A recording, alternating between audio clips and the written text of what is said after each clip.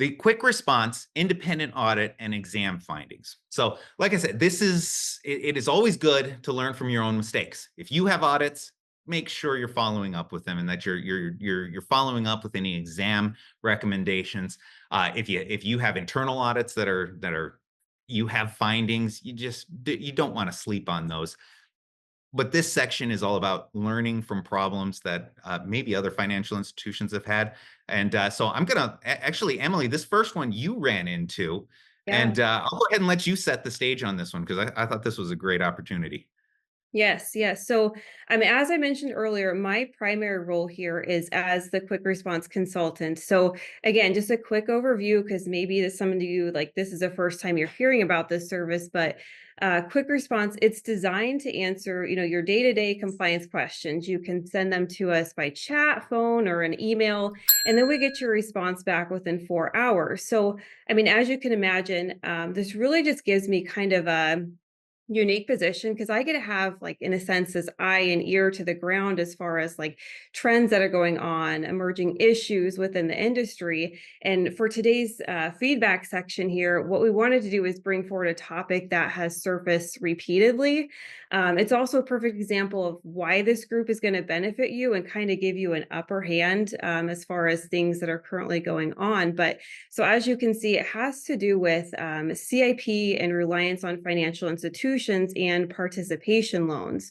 So what this really boils down to is I've had this question come across my desk multiple times here recently, and it's really surrounding participation loans and the requirements for an annual certification in relation to relying on other financial institutions for customer identification program, CIP program purposes. But there were two specific cases that I just kind of wanted to, bring forward, point out for you guys. But the first was a Federal Reserve Bank. They reached out, they had a review going on, and this kind of issue is coming up for them. And then nearly just like a day or two later, I had a bank reaching out. They had an FDIC exam and they were being cited for this. So if you look at your materials today, letter A, it comes from the BSA exam manual. Now, this states that, a bank can, their CIP can have rules and stuff on when they'll rely on the performance of another financial institution in respect to conducting these CIP functions. But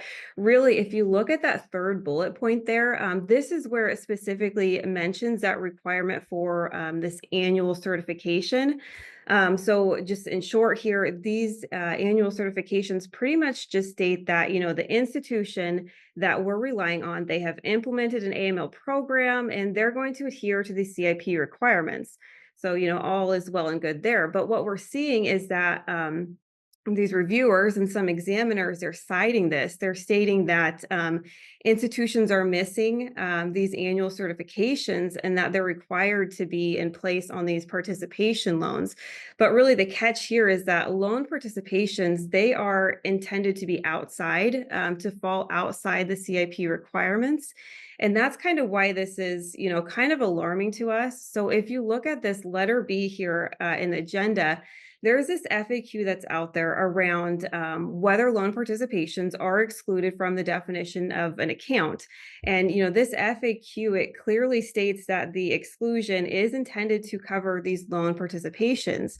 So really what this means is that these participation loans, they're outside of the CIP, the reliance on other financial institutions, which includes this annual certification requirement. So, I mean, it doesn't really apply here. I'll say that the bank who was cited on this during their exam, they provided the CIP FAQ to the examiner. They were able to get this to be removed from their report. And the biggest concern that we had was, one, the fact that it was kind of coming up in the first place, but two, the fact that it was coming from more than one regulator.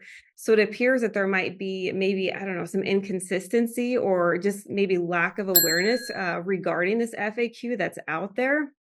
So what we really wanted to do is share this information with you so that you were aware that this is floating around out there right now. Some institutions have been faced with this situation really to the extent of being cited. And we wanted to make sure that if this cropped up for you during your next, exam or review, that you had the tools and kind of were equipped with this FAQ that you can provide it if needed. And I guess my recommendation would be that if you guys do participate loans, I would just keep this on hand, keep it in my back pocket just in case.